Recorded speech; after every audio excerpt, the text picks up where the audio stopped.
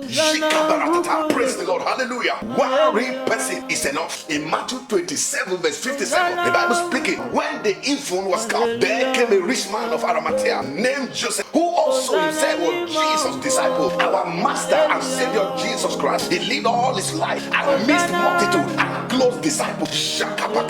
Better death, Ikadia Makatosa. The same multitude that hailed him, Hosanna on Palm Sunday, were the ones that cried, crucify him on Good Friday. Peter denied him 3 times. Thomas doubting everything the other disciples were hiding. If not for the intervention of one real follower, Joseph of Arimathea, the body of our master would have remained on the cross. Shakakosh, there come a time where one real person is enough. I speak by brutal fire about the backing mantles of our Father. Angels are released to connect you to that one real person that matter in your life. In the name of Jesus.